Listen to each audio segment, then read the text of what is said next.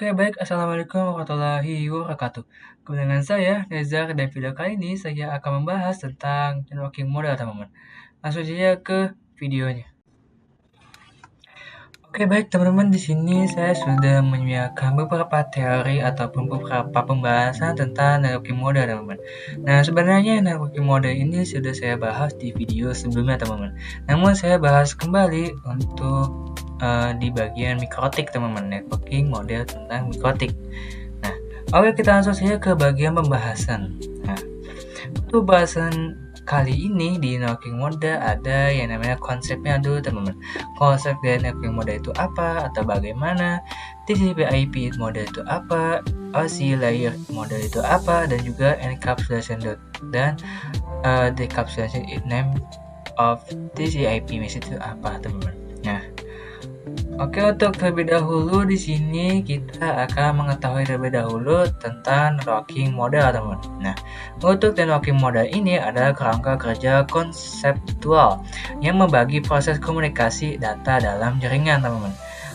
Jaringan komputer menjadi beberapa lapisan layer. Nah, untuk tujuannya ini atau fungsinya ini adalah untuk memudahkan pemahaman, pengembangan, dan juga pemecahan masalah atau kita bisa sebut sebagai troubleshooting. Nah, agar perangkat dari berbagai vendor dan dapat saling berkomunikasi, teman-teman. Nah, itu fungsi dari networking model, teman-teman. Nah, oke, kita langsung saja ke bagian konsep pertama. Nah, untuk konsep pertama ini adalah jaringan komputer mengacu pada perangkat komputasi yang saling terhubung serta dapat bertukar data dan berbagi sumber daya satu sama lain, teman-teman. Nah, untuk terjalannya proses bertukar data tersebut diperlukannya aturan mendefinisikan bagaimana kumpulan komputer agar bisa saling berkomunikasi. Nah, aturan ini disebut sebagai networking model, teman-teman. Nah, jadi bagaimana setiap vendor dapat saling berkomunikasi dengan open standard networking model, teman-teman, yang tersedia. Nah, untuk saat ini open standard networking model yang tersedia ataupun paling populer itu ada dua, teman-teman. Ada yang namanya TCP/IP dan juga ada yang namanya OSI model, teman-teman. Nah, untuk konsep kedua ini adalah sebelum adanya networking model, teman-teman. Nah, di setiap vendor ini ada memiliki networking model sendiri, teman-teman, atau tersendiri, teman-teman. Di setiap vendor itu, teman-teman, di tahun 1974 dan dilokasikan di IBM Great System Architecture Network atau kita bisa sebut sebagai CNA. Nah, beberapa vendor ini dia memiliki networking model sendiri, teman-teman. Alhasil ada beberapa kendala tidak bisa berkomunikasi antar berbeda vendor, teman-teman. Nah, setelah munculnya networking model ini, beberapa vendor networking model ini menjadi sama atau menjadi satu, teman-teman, dan bisa berkomunikasi antar berbeda vendor, teman-teman. Nah, itu adalah networking model, teman, yaitu kerangka kerja konseptual yang membagi proses komunikasi data dalam jaringan komputer menjadi beberapa lapisan atau layer, teman-teman. Nah, untuk networking model ini juga dia memiliki dua network yang populer, teman-teman. Ada yang namanya OSI model dan juga TCP/IP model, teman-teman. Nah, untuk OSI model ini dia dibuat oleh International Organization for Standardization atau kita bisa sebut sebagai OSI, teman-teman. Nah, untuk TCP/IP model ini dibuat oleh US Department of Defense, teman-teman, atau kita sebut sebagai DoD, teman-teman. Nah, oke, setelah kita mengetahui konsep dari networking model ini, kita langsung lanjut ke bagian TCP/IP model, teman-teman. Nah, untuk TCP/IP ini adalah merupakan jenis networking model yang saat ini common digunakan atau sudah biasa digunakan, teman-teman. Nah, untuk TCP/IP ini mendefinisikan suatu protokol agar internet komputer atau utamanya yang berbeda network itu bisa saling komunikasi, teman-teman. Nah, untuk membantu dalam memahami setiap networking model dipecah menjadi bagian-bagian yang kecil, teman-teman, agar bisa dipahami atau bisa membantu, teman-teman. Nah, itu disebut sebagai layer, teman-teman. Nah, secara dokumentasi, TCP/IP mode terdiri dari 4 layer. Namun, untuk penerapan di realnya itu ada 5 layer, teman. Untuk lebih mudahnya. Nah, di sini untuk 5 layer yang disebut itu adalah ada application, transport, network, data link, dan fisika. Nah, untuk 4 layer ini hanya ada application, network, transport itu masih ada, namun untuk fisika dan data link ini disatukan, teman-teman. Jadi yang namanya network access, teman-teman. Nah, kita langsung lanjut ke bagian TCP/IP mode ke bagian application, teman-teman, atau layer paling atas atau layer 5.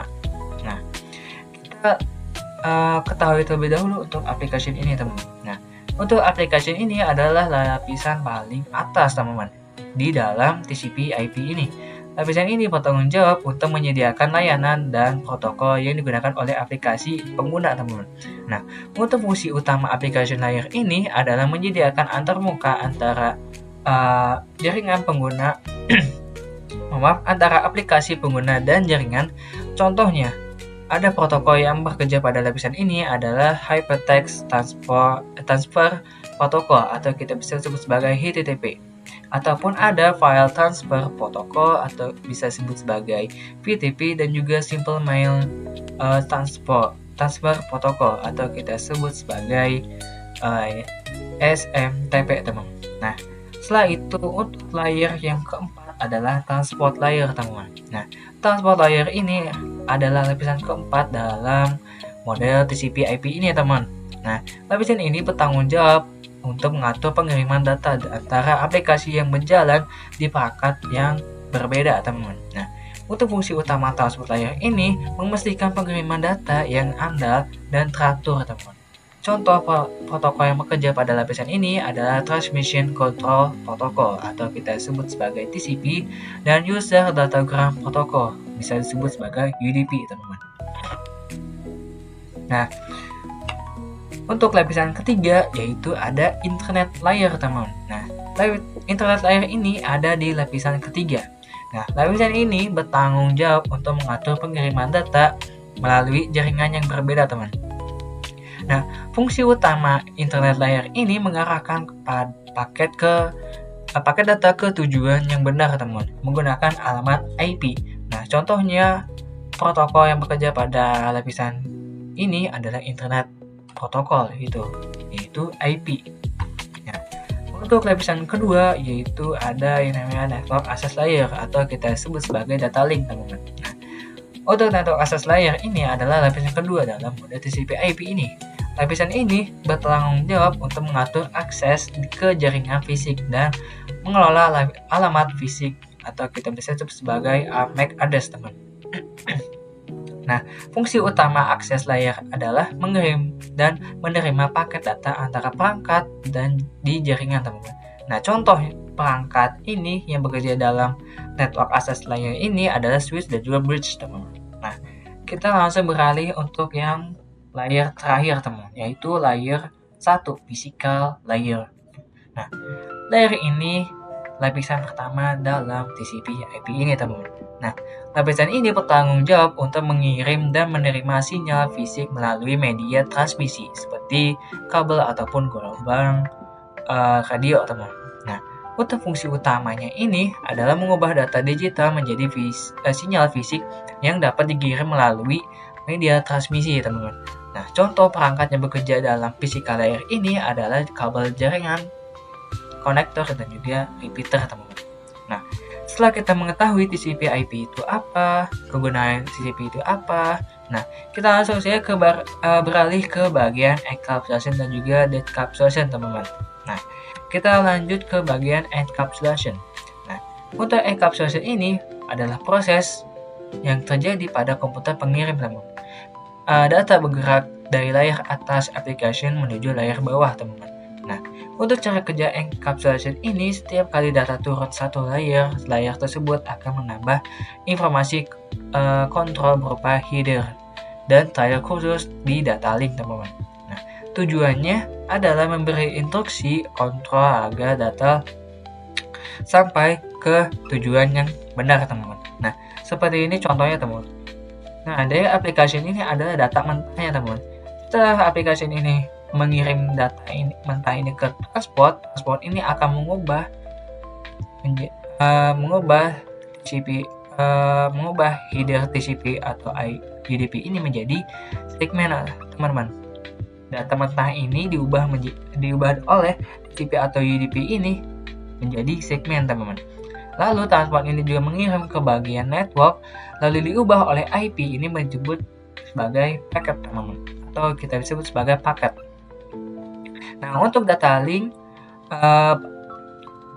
data yang di network ini beralih ke data link, nah diubah oleh MAC dan juga trial disebut sebagai frame, teman-teman. Nah, untuk yang terakhir yaitu physical, teman-teman, diubah menjadi sinyal digital disebut bits, teman-teman. Nah, setelah kita mengetahui encapsulation dan sekarang kita akan mengetahui decapsulation, teman-teman. Nah, untuk decapsulation ini kebalikan dari encapsulation, teman-teman. Yaitu proses ini terjadi pada komputer penerima, teman. Ini adalah kebalikan dari enkapsulasi, di mana data bergerak layar bawah fisika naik ke atas aplikasi, teman-teman. Jadi sebenarnya untuk decapsulation ini, misalkan data ini sudah menjadi bits ini, lalu dia mengirimkan kembali ke bagian aplikasi, teman-teman. Yaitu yang awalnya data ini sudah diubah dari data link network transport, lalu akan mengirim ke bagian application itu menjadi data mentah lagi, teman-teman. Tidak jadi data yang sudah jadi seperti bits ini, teman-teman. Karena seperti yang tadi saya katakan, yaitu kebalikannya dari encapsulation, teman-teman. Yaitu akan mengupas ataupun membuang lagi header tersebut sebelum meneruskan ke layar atas, teman-teman. Itu cara kerja dari decapsulation ini, teman-teman. Nah, untuk tujuannya ini memvalidasi alamat, memeriksa error, dan mengembalikan data ke bentuk aslinya agar bisa dibaca oleh aplikasi pengguna, teman-teman. Nah, itu adalah informasi dari encapsulation dan juga decapsulation, teman-teman. Nah, setelah kita mengetahui TCP/IP dan juga encapsulation dan decapsulation ini, kita langsung ke topik yang terakhir, teman, atau pembahasan terakhir, yaitu tentang OSI model konsep, teman. Nah, untuk OSI ini kita bisa sebut sebagai Open System Interconnection. Itu adalah model referensi yang digunakan untuk menjelaskan bagaimana data dikirim dari satu perangkat ke perangkat lain, teman, melalui jaringan komputer.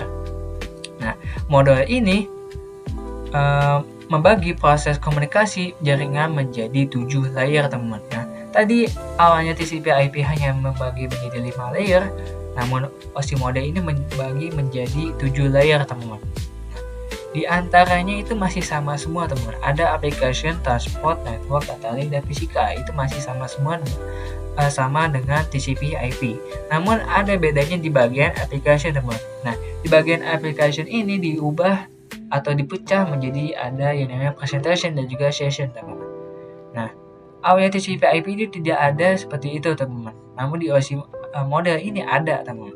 Yaitu untuk penggunaan presentation dan session ini adalah untuk presentation menerjemahkan format data, melakukan enkripsi dan juga kompresi data, teman-teman. Nah, untuk session ini adalah membuat, mengelola, dan mengakhiri sesi komunikasi antar dua perangkat, teman-teman. Nah, itu perbedaan dari OSI model dan juga TCP/IP model, teman-teman.